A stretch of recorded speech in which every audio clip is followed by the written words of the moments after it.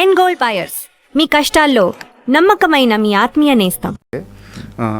రాజమౌళి గారు కానీ, ఇప్పుడు లేకపోతే గౌతమ్ మీనన్ గారు కానీ, సందీప్ రెడ్డి వంగ గారు కానీ, ఇప్పుడు ఇలాంటి ఒక డైరెక్టర్లందరికీ ఒక స్పెషల్ ఆరా ఉంటుంది, వాళ్ళ నాలెడ్జ్ వల్ల వచ్చిన ఆరా ఇదంతా. అలాంటి గ్రేట్ పీపుల్ అంతా ఖచ్చితంగా మీతో అసోసియేట్ అవుతున్నారు, లేదా మీరు వారితో అసోసియేట్ అవ్వగలుగుతున్నారు. ఆ పాత్ మాత్రం కుదురుతుంది అలాంటి గొప్ప గొప్ప డైరెక్టర్లు అందరితో. మీకు ఎలా పాసిబుల్ అవుతుంది ఇది? చెప్పాను కదండి, ప్రాసెస్ని ఎంజాయ్ చేయాలి మనం. నాకు రాజమౌళి గారి అవకాశం ఎప్పుడొచ్చింది, అనుకోకుండా ఒకరోజు డైరెక్టర్ అయితే, అనుకోకుండా ఒకరోజు డైరెక్టర్ ఏలేటి చంద్రశేఖర్ గారు ఒక్కడున్నాడు అన్న సినిమా తీశారు. ఆ సినిమాకి కీరవాణి గారి సంగీతం. ఆ సినిమాకి కావాల్సింది కష్టపడి రాశాను, ఆయనకి నచ్చేటట్టు రాశాను. అంతేగాని రాజమౌళి గారిని పరిచయం చేయండి అని ఆయన నేను అడగలేదు. నా పనితీరు నచ్చి కీరవాణి గారు రాజమౌళి గారికి పరిచయం చేశారు. అప్పుడు ఆయన సినిమాకి కావాల్సినట్టు కష్టపడి రాశాను. అలా జరిగిన పరిచయమే తప్ప రికమెండేషన్ ఎవరి ద్వారానో వెళ్ళి కలిసి ఇలా జరిగిన పరిచయాలు కాదు ఇవేవి. మనం పాట రాసే ప్రక్రియను కనుక ఆస్వాదిస్తూ ఉంటే రావాల్సిన అవకాశాలని అదే రప్పిస్తుంది, పాటే తీసుకెళ్తుంది. ఇప్పుడు సందీప్ రెడ్డి వంగ గారి విషయంలో కూడా అంతేనా? అంటే ఆయన ముందు సినిమాలు నచ్చే పిలిచారు నన్ను. అర్జున్ రెడ్డికి ఆయన ఒక వెంచర్, అంటే వాళ్ళ సొంత ఆస్తులు అమ్ముకుని డబ్బులు తెచ్చుకుని సినిమా తీశారు. అంత దాన్ని ఏమంటారు, అంత సున్నితమైన పరిస్థితిలో ఉన్న దర్శకుడితో కూడా ఆ సినిమాకి ఎంత కష్టపడాలో అంత కష్టపడ్డాను. అది ఆయనకు నచ్చింది. అప్పుడు 2 పాటలే రాశాను ఆ సినిమాకి. యానిమల్ అవకాశం వచ్చినప్పుడు అన్నీ ఇచ్చారు. సో ఒక అర్జున్ రెడ్డి అన్న చిన్న సినిమా విడుదల అయిన తర్వాత పెద్ద సినిమా. అవును. అర్జున్ రెడ్డి అన్న చిన్న సినిమాకి చూపించిన చిత్తశుద్ధి యానిమల్ అన్న పెద్ద సినిమా ఇచ్చింది.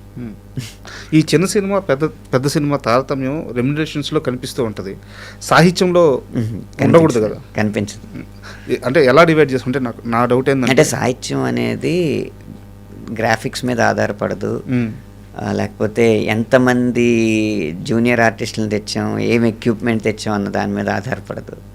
సాహిత్యం అనేది కేవలం మెదడుకి, కళానికి, కాగితానికి మధ్య ప్రవహించే ఒక శక్తి మాత్రమే, ఒక శక్తిధార.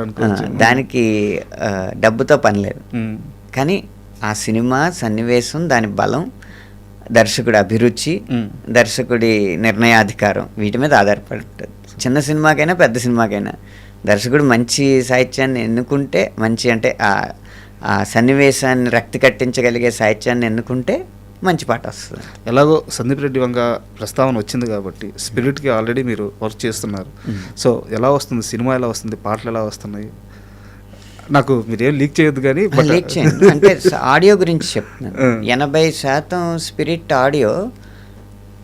స్పిరిట్ సినిమాలో ఉన్న తీవ్రత ఉంటుంది కదా, ఒక రకమైన ఉత్కంఠ, తీవ్రత, దాన్ని సాంత్వన పరిచేలాగా ఉంటుంది. ఓకే.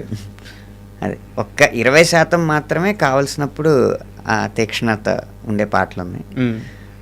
కానీ 80% మీకు చక్కగా ఒక గొప్ప మెలోడీ పాటలని చాలా కాలం తర్వాత వినే అవకాశం స్పిరిట్ ద్వారా వస్తుంది. బట్ యానిమల్లో కూడా లైట్గా ఈ టచ్ కనిపిస్తుంటుంది, అంతే కదా? యానిమల్లో కొంచెం ఎక్కువే ఉంది, యాలో లాంటివి. అవును, అక్కడ వస్తున్న విజువల్స్కి ఈ సాంగ్ వెళ్తున్న విధానానికి దాన్ని కూల్ డౌన్ చేస్తూ సమతుల్యం చేసినట్టు అనిపిస్తుంటుంది. అవునండి, అవును. సో స్పిరిట్లో ఆ లక్షణం ఇంకా ఎక్కువ ఉంటుంది. అంటే విజువల్స్ ఇంకా దారుణంగా ఉండబోతున్నాయి.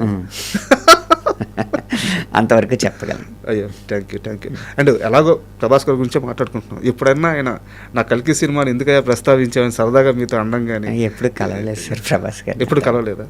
అయితే కల్కి 2 వస్తే అనంత శ్రీరామ్ చూస్తాడా? చూస్తాను, చూడకుండా ఎలా మాట్లాడతాను ఏదైనా. ఓకే, మాట్లాడడానికైనా చూస్తారా? కానీ అది నేను కల్కి వసూళ్ళు జరుగుతున్న సమయంలో నేనేం మాట్లాడలేదండి. అవును. అలాగే కల్కి 2 కూడా ప్రజలు ఏం ఆదరిస్తారో ఆదరిస్తారు. దానికి అందులో ఆ విజయాన్ని అడ్డుకోవడానికి నేను ఎవరిని? కరెక్ట్. అందులో గనక ఇతిహాసాలని వక్రీకరించినట్టు ఉంటే నా అభిప్రాయాన్ని తర్వాత ఎప్పుడో వ్యక్తం చేస్తాను. అది కూడా సరైన వేదిక మీద, ఊరికే వేలం విరగా వచ్చిన అభిప్రాయాన్ని వ్యక్తం చేయడానికి ఏమి అంత ఉత్సుకత లేదు నాకు. సార్ యాక్చువల్గా ఈ 1.5 ఇయర్లో ఒక 120 నుంచి 150 ఇంటర్వ్యూస్ చేశాను సార్. ఏ గెస్ట్ కూడా తనకి వస్తున్న రెమ్యునరేషన్ గురించి, తన సంపాదన గురించి ఓపెన్గా మాట్లాడి ఒక ఫిగర్ చెప్పడానికి ఎప్పుడు నోరు తెరిచింది లేదు. బట్ మీరు ఏ ఇంటర్వ్యూకి వెళ్ళినా ఎప్పుడు ఆ ప్రస్తావన వచ్చినా నా పాటకి ఇంత తీసుకున్నాను, ఇంత తీసుకోబోతున్నాను అని నెంబర్ చెప్పేస్తున్నారు. సో నేను కూడా ఇప్పుడు నెంబర్ ప్రస్తావించట్లేదు అనవసరం కాబట్టి. బట్ మీ మైండ్ సెట్ గురించి తెలుసుకోవాలని, ఎందుకు అంత ధైర్యంగా ఓపెన్గా చెప్పగలగా, అంత అది ధైర్యం అనుకోవచ్చా? ఏంటి పబ్లిసిటీ అని ఎందుకు అనుకోకూడదు, ధైర్యం. ఓకే, నేను ఇంత తీసుకుంటున్నాను, రెడీగా ఇప్పుడు ఎంత అండి అన్న క్వశ్చన్ ఉండదు కదా.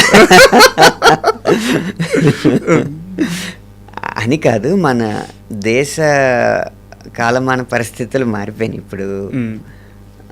ఇదివరకులాగా మేము ఇండస్ట్రీకి రాకముందు ఎలా ఉండేదంటే, ఒక మోతుబరి దగ్గర నిర్మాత అప్పు తెచ్చి వడ్డీ కడుతూ సినిమాకి పెట్టుబడి పెట్టి, తర్వాత సినిమా వసూళ్ళు వచ్చిన తర్వాత ఆయనకు ఆ అప్పు తీర్చేయడం, ఇలా జరిగేది.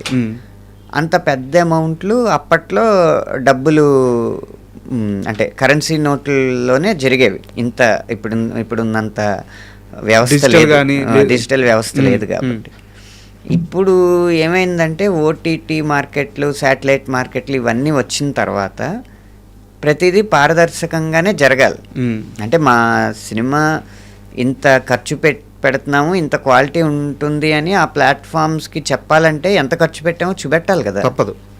అది డబ్బులు ద్వారా ఇస్తే నిరూపణ ఉండదు కదా, రుజువులు ఏమి ఉండవు కదా. అందుకని అన్నీ వైటే జరుగుతున్నాయి అన్నమాట. దానివల్ల ఇప్పుడు మనం చెప్పకపోయినా అగ్రిమెంట్స్ లేకపోతే ఆ అకౌంట్స్ చూస్తే ఇతనికి ఇంత వెళ్ళిందని తెలుస్తుంది. ఏ ఆడిటర్ అయినా చెప్పగలడు. అందుకని ఓపెన్ చెప్తే నష్టమే ఉంది. ఎలాగో టీడీఎస్ కట్ అవుద్ది, ఎలాగో జిఎస్టీలు వెళ్తూ ఉంటాయి. మా ఆడిటర్లకి అక్కడ ప్రొడక్షన్ మేనేజర్లకి సంభాషణలు జరుగుతూ ఉంటాయి. ఇంకా మీరు టీడీఎస్ వేయలేదు, ఇంకా జిఎస్టీ వేయలేదని, ఇవన్నీ జరుగుతూ ఉంటాయి కదా. అయితే ఒక చిన్న ప్రశ్న సార్, ఆర్థికపరమైన ప్రశ్నే. ఒకరోజు చెన్నైకి వెళ్ళారు, ఇది మీరు ఇంటర్వ్యూలో చెప్పిందే. ఒకరోజు చెన్నైకి వెళ్ళారు, పాట రాయడానికి హోటల్లో ఉన్నారు. సో నిర్మాతల నుంచి పేమెంట్ సరిగ్గా జరగకపోవడం వల్ల ఒక 2 రోజులు అక్కడే ఉండిపోవాల్సి వచ్చింది హోటల్లో. తర్వాత ఏదో బస్సు ఎక్కి బతుకు జీవుడా అని చెప్పి హైదరాబాద్కి వచ్చారు. చేతిలో సరిగ్గా డబ్బులు లేని ఆ క్షణం నుంచి ఒక్క పాటకి సుమారు అటు ఇటుగా 4 లక్షల రూపాయలు తీసుకుని ఈ స్థాయికి రావడము, సో ఫైనాన్షియల్గా ఎంత హ్యాపీగా ఉంది ఇదే ఇండస్ట్రీలో, ఆ స్థాయి నుంచి ఈ స్థాయికి? ఫైనాన్షియల్గా సంతోషం కంటే సంతృప్తి ఎక్కువ ఉందండి. అంటే ఈనాటి సమాజం ఆశించే అంత విలాసాల్లో నేను కనపడకపోవచ్చు, కానీ ఏదైతే దైనందిన జీవితపు అవసరాలు ఉన్నాయో, పిల్లల ఫీజులు, పిల్లల భవిష్యత్తు ప్రణాళిక,